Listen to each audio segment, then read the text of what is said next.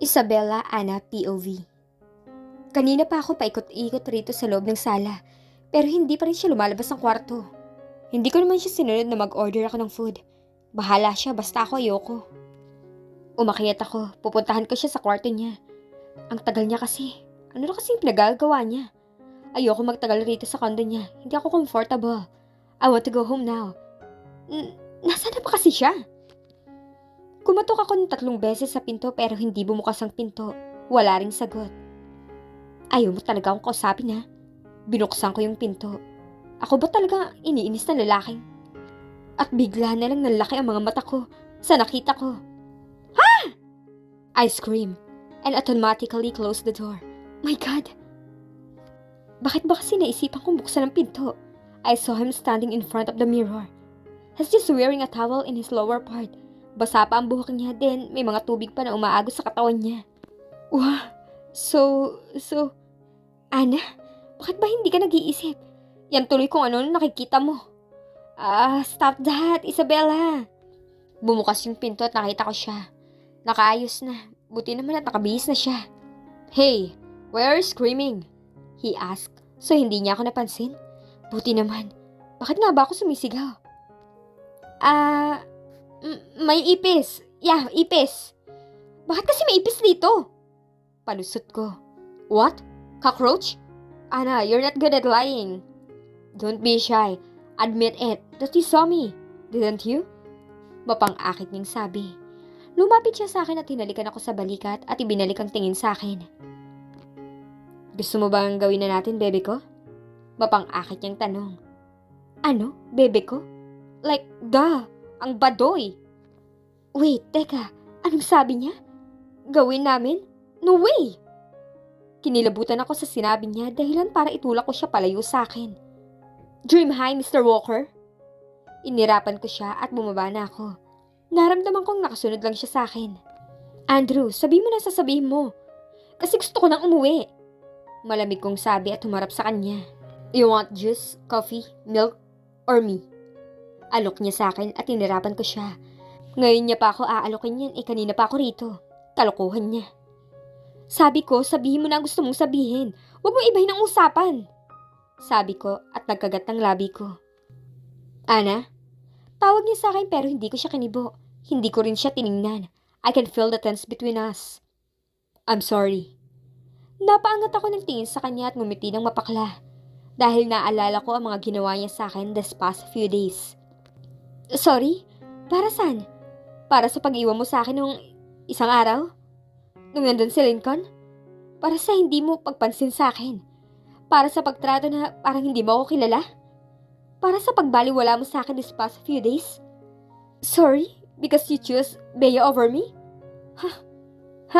Yung ba talaga? Tell me your sorries for what? Sabi ko, kasabay ng luhang kumawala sa mata ko. Itinaas niya ang kamay niya para punasan ang luha ko pero bago niya pa mahawakan ang pisngi ko, I immediately wipes my own tears. I'm sorry for all I have done to you. I'm sorry for being jerk. Sorry for making you jealous using Bea. But I want you to know that I didn't choose her over you. I cut him off. Talaga lang ha? Kailan pa ako nagseselos? Paano mo nasasabi yan ha? Kapal ng mukha. Hindi mo siya pinipili. Bakit kung makayapos siya sa'yo? Halos ayaw ka na niyang bitawan. Kung makapaghalikan kayo, parang nasa hotel lang kayo. Andrew, huwag mo sabihin na hindi mo sinasadya ngayon kasi harap-harapan mong ginagawa yun sa akin. Alam mong nandun ako pero ano? You keep on flirting with her. Kaya hindi mo ako napapansin, di ba? Kahit na hinahabol-habol kita. Am I still your wife? Mr. Walker? Mahaba akong sabi na halos maputol na ang hininga ko dahil sa kasabay ng pag-iyak ko. Umupo ako sa sofa, nakatakip sa mukha ko ang 2 kong kamay. Hindi ko mapigilan ang luha ko. Para bang may sariling isip na lumabas sila sa mata ko. Pakiramdam ko parang sasabog na ang puso ko sa sakit. Kinalimutan ko na to pero bumalik lahat yung naramdaman ko ng mga araw na yun. Ana, let me explain. I look up at him. Nakatingin siya sa akin. Our eyes met. Hindi maipinta ang mukha niya, walang emosyon. Parang tinatago niya sa akin ang nararamdaman niya. Hindi ko mabasang nasa isip niya. No. I don't wanna hear your explanation. It's all just a lie. Pakibuksan mo na lang yung pinto. I wanted to go home. Mahinahon kong sabi at dinampot ko na ang bag ko na inilagay ko kanina sa couch. Paniguradong wala na akong klase na maabutan sa tinagal ba naman dito sa kondo niya. Ana, stay. Listen, can you? Hinawakan niya ako sa siko at pinaharap sa kanya. Bakit? Pinakinggan mo ba ako? I keep on chasing you because I need to apologize even I don't know what it's for. I said coldly. Hayes, asawa lang naman kita sa papel. Kung masta ka naman para mag-asawang mag-asawa tayo. Para akong sinampal sa sinabi niya. Well, I'm not. So, listen. My voice broke. Nasaktan ako sa sinabi niya. Bakit nga ba ako ganito? Pinahid ko ang mga luha ko. Umupo ulit ako sa kinaupuan ko kanina at tiningnan siya. Umupo siya sa kaharap kong couch and he cleared throat. He looked at me seriously. I lived that night. Because I'm annoyed. I don't want you to kung ano maaari kong gawin sa kanya. I avoid it. Even if I want to broke his face. Galit niyang sambit at tumingin sa akin ng diretsyo. I am not a fool, Ana. Tumayo ako at lumapit sa kanya. Ano bang pinagsasabi mo? Andrew, wala siyang sinasabing ganun. Ikaw lang nag-iisip niyan. Napahawak ako sa noo ko at umiling-iling. Kahit sabihin mo pang classmate mo yun. Meron ba classmate na bibisitahin ka 10 oras ng gabi? Kahit pa sabihin mong may group project kayo. This is not the right time for that, Ana. Alangan namang gumawa kayo ng project. Magsisimula ng 10 oras. Tapos, Ana, matatapos sa madaling araw? Baby bomb project? Tapos sa akin yung ipapacheck? I cut him off at agad ko siyang nasampal. Galit ang mukha na hinarap ako at tinitigan. Para akong pinapatay sa tingin. Ganyan ba ang tingin mo sa akin? Hindi ko nga binibigay sa'yo, sa iba pa kaya. Mag-isip ka nga! Umiiyak kong sabi. I can't imagine na ganyan ang tingin niya sa akin. Kasasabi mo pa lang, sa papel lang tayo mag-asawa. Ano yung inaasta mo? Ibinalik ko ang salitang binitiwan niya. I want to talk to you after one day. Pero makikita ko magkasabay kayong lumabas ng sasakyan niya? How nice! Ang saya, Ana, sobra. Every lunch and break time, siya ang kasama mo? Ano gusto mong isipin ko? Ayos lang? Classmate niya lang yan. Hindi ako nagpapaloko. Mabuti pa nga ako manloko. Hays! Iniiwasa kita dahil ayoko may masabi akong hindi maganda. May magawang hindi mo magustuhan. That man! I don't wanna see that man with you. Nakita kong gumalaw ang panga niya at matalim ang mata na nakatingin sa akin. Umiyak lang ako. Wala kaming ginagawang masama. Andrew! Sinabay niya lang ako. Pagpapaliwanag ko. Sinabay? Tuwing uwian hinahatid ka niya, no? Sinabay ka uli? He sarcastic said. Andrew, makinig ka nga! Kinaumagahan ng araw na yon. Maaga akong gumising. Maaga akong pumasok. Alam mo ko bakit? Kasi gusto ko mag-sorry. Kahit wala akong nagawang mali. I paused and I sat down in the sofa. Naglakad ako papunta sa school. Dumiretso ako sa building mo, wala ka doon. Bumalik ako sa car park para makita ka. Tinis ko yung ngalin ng pa ako. Hindi ako sanay na maglakad ng sobrang layo pero pinilit ko makausap ka lang pero Nakatingin ako sa mata niya, hindi tumitigil ang luha ko. Nakita nga kita pero pinansin mo ba ako? Di ba hindi? Sa ginawa mong yun, doon ko lang naramdaman ang sobrang sakit ng pa ako. Nakita kita sa tapat ng room. I called you but you just look at me blankly. Nung uwian, nadaanan ako ni Lincoln. Sinabay niya ako. Ikaw, kahit araw-araw mo ako nadadaanan, ni isang beses hindi mo ako hinihintuan na ihatid pa uwi. Palagi mo kasabay si Bea, okay lang, wala akong pakialam. Mas nagmumukha pa nga siyang asawa mo kaysa sa akin eh. It's okay, I don't mind, cause I know you're avoiding me. Then now, why did you bring me here? Is that what you want, ha? Hindi ko na mapigilang mapahagulhol, nasasaktan ako dahil masakit ang ginawa niya. Lumapit siya sa akin at umuklo para magkapantay kami. He wipes my tears using his thumb. Tinabig ko kamay niya at ako na mismo ang pumunas ng pisngi ko na puno ng luha. Pero hinuli niya ang kamay ko at tinuyo niya ang pisngi ko. Hindi niya pinakawalan ng kamay ko at masuyo niya itong pinisil. I'm sorry, he whispered. Sakto lang na marinig ko yun at hinalikan niya ang palad ko. Binabawi ko na ang kamay ko pero hindi niya pinakawalan. Instead, he hugged me. I didn't hug him back. I just rested my head on his shoulder and I cried aloud. Naiinis ako. Galit ako sa kanya pero isa lang ang nararamdaman ko ngayon. I miss him, the way he teased me. Ayoko na makita ang ramos na yun na hinahatid ka pa uwi uli. Sabi niya at mas niyakap ako. Shh, stop crying. Pagpapatahan niya sa akin. Hindi ako sumagot at patuloy lang sa pag-iyak. Von Andrew, POV. It's all my fault. I always avoiding her. I don't want to see her crying but I always made her cry. You're so... Von, that's it. Anna, I called her, no response. Anna, I called her again. And again, no response. She's crying at my shoulder but now I can't hear her sobs anymore. That's why I look at her face. I slowly moved to look at her face. She slept. Kaya naman pala hindi ko na naririnig ang iyak niya dahil nakatulog na siya. She need to rest. I carry her to my room and I slowly deposit her in my bed. I cover her body because her clothes are too short. I don't know why I'm so guilty. Very concerned to her. I don't understand myself. All I know this is not me. I can't forgive myself if she leave me. I don't anyone steal her from me. No way. I don't blame myself before. But to her, I blame myself not just once. I'll do everything just to make it after her. It's a promise. I won't let that man touch her. No way. Kahit kailan hindi ko pinangarap na makilala niya ang asawa ko. Sa dami ba naman nakakaibiganin sa school, ang asawa ko pa talaga? Nananadya ba siya? Rest well, baby. I whispered and I kissed her cheek. I stood up and I took my phone on the center table and I dialed Van number. Hey, bud. Where are you? Bungad niya. I'm here at my condo. Bring me a food here, good for two. I said in a bossy way. What? Just cook for yourself. I'm busy. What the? Ako ba masusunod o ikaw? Ay, make it fast. Before my wife awake. Kasama mo dyan si Belle? Halata sa boses niya ang pagkagulat.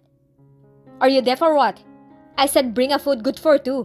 Ay, hurry up! I said and I end the call. Inilagay ko sa bulsa ko ang phone ko at bumalik ako sa tabi ni Anna. I started staring on her again. On her angelic innocent face. She's so pretty. I like those beautiful eyes staring at me.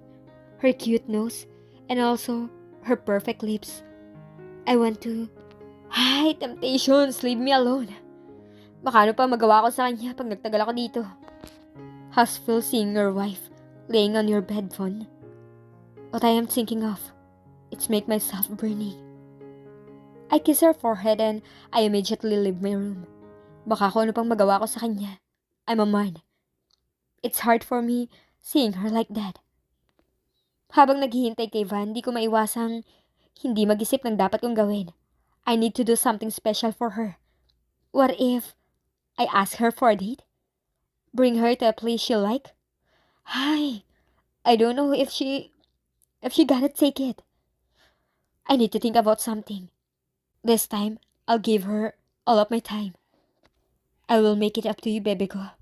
I whispered in the air and I smirked. Isabella Anna, POV. Nasaan ako? Pagkamulat ng mata ko, kaagad ako napabalikwas ng bangon nang mapagtanto ko na hindi ito ang kwarto ko. Nasaan ako? Wala ako masyadong makita, madilim ang buong paligid. Brown out ba?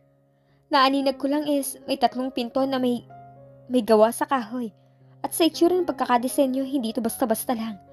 Ang ganda nito, ang elegante. Naaamoy ko ang amoy na kinaadikan ko. It's familiar. It's Andres Calvin Klein perfume. Kailangan ko nang umuwi kung, oh my, ba't ganito ang suot ko? Hindi na ako naka-uniform. Nakasuot na ako ng malaking t-shirt na kulay puti at naka-cycling lang ako. Ang naalala ko is nasa condo ako ni Andrew. Oh God, did he... Umalis ako sa pagkakakumot ko at tatayo na sana pero may nakita akong anino ng isang lalaking nakasandal sa pinto at sa pakiramdam ko nakatingin siya sa akin. Open the light please. It's so dark. Wala akong makita. Mangyak-ngyak kong sabi. Bakit ba kasi ang dilim? Anong klaseng kwarto ba to? Narinig ko ang footsteps niya at lumiwanag na rin ang buong kwarto. Inilibot ko ang paningin ko sa kwarto. I look around.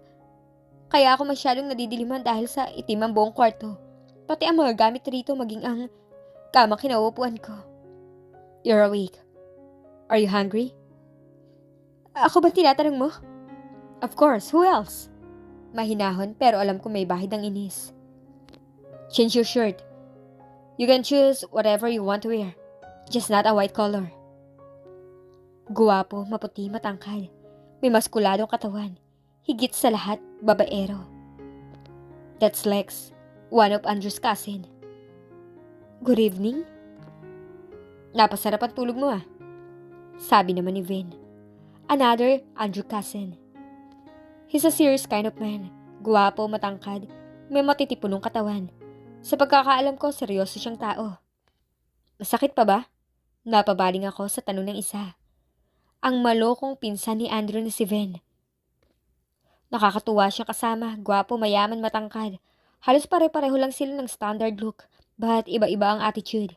He's a womanizer too. Hindi ako nagtataka kung bakit sikat sila sa school at pinagkakaguluhan. May asar ng ngiti si Vic na bumaling kay Andrew. Shut up! Saway ni Andrew at tinuro niya si Vin. Umaandar ang kalokohan nito. Hindi ka nagsasalita, Ana. Problem? Puna sa akin. May side siyang kapareho ni Andrew pero mabait siya. Guwapong matangkad, matipunong katawan. Hi sa inyo? Sabi ko habang hinahalungkat ko ang bag ko. Hinahanap ko kasi ang phone ko. Tatawagan ko si Abby, magpapasundo ako. Napatigil ako sa paghanap ng phone ko nang maramdaman kong may kamay na pumulupot sa bewang ko. Get inside the room, wife. Get inside? Tapos ano? Gagawin niya ulit ang ginawa niya nang tulog ako? Inalis ko ang yakap niya sa akin at hinarap ko siya. At anong gagawin mo? Naiinis kong tanong sa kanya. Tumaas ang isa niyang kilay. Wow taray ka girl. Nothing. Pero kung gusto mo may gawin tayo, ibibigay ko sa'yo. Baliw ka na. Yeah, you make me crazy. Napatigil ako sa paghalongkat sa bag ko. Minarinig pa akong sumipol. Yun lang naman ang sinabi niya, bakit hindi normal ang pagtibok ng puso ko. May sakit na. Hoy, bitawan mo nga ako. Makayakap ka sa akin, akala mo okay na tayo. Tsaka anong ginawa mo sa akin? Bakit ganito na suot ko Parang batang sabi ko, pero pagalit. Isn't obvious? Isn't obvious what? Nanlaki ang mata ko sa sinabi niya. Anong ibig niyang sabihin? Pinalitan mo lang naman ako ng damit, di ba? Nauutal kong tanong. Paano kung hindi lang yun? I did more. Ano? May iba pa siyang ginawa? May nangyari sa amin? Bakit hindi ko naramdaman? I'm so young. Why did you let this crazy man touch me? He take advantage my weakness. Gusto ko siyang hampasin pero di ko magawa. Parang may pumipigil sa akin na wag ko siyang saktan. Inalis niya na pagkakayakap sa akin. Magpalit ka na. Nakakainis ka, Andrew. Nang makabawi na ako, sa narinig ko sa kanya, dali-dali ako sumunod sa kanya. Pabalibag kong sinara ang pintuan. Nagmadali akong bumaba. Nanlaki ang mata ko nang makarating ako sa sala. Sila naman ay may tingin na nakakaasar sa akin. Nakita ko ang 4 na lalaki na nakaupo sa sofa at si Andrew nakatayo sa harapan nila. Hindi niya ako makita dahil sa nakatalikod siya sa akin. Sabay-sabay na napatingin sa akin pero agad namang iniwas ang tingin. May sumipol kaya napalingon si Andrew. Nakita kong umikting ang panga niya at inisang hakbang ang pagitan namin at niyakap ako. I told you to change your shirt before you go out, didn't I? He whispered.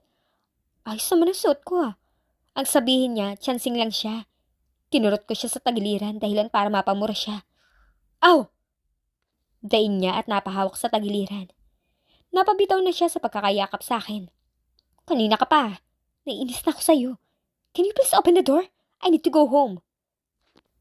Good evening, Belle. Bati sa akin ni Van. May sakit ba ako sa puso? Halos kapag kasama ko siya, ganito ang nararamdaman ko. Talaga magkakasakit ako sa kanya. Hindi lang puso. Sakit rin sa ulo. Guys, maaga pa para dyan, but... Pa-suspense na sabi ni Vic. Ngumiti siya sa akin at ikinakunot ng noo ko yun. Nilingon niya rin si Andrew at nginitian. Sinundan ko siya ng tingin kaya nakita ko kung paano nag-iba ang aura ni Andrew. Mukhang naguguluhan rin sa sinasabi ni Ven. You two can start, Naputo lang iba pang sasabihin ni Vic nang batuhin siya ni Andrew ng tsinelas. Shut up, Vic! Don't talk like that in front of my wife! Sabi ni Andrew. Narinig kong may sumipol na naman. Ano ba to? Sa pagkakaalam ko, lahat sila anak mayaman. Bakit mukhang may kasama akong mangangahoy rito?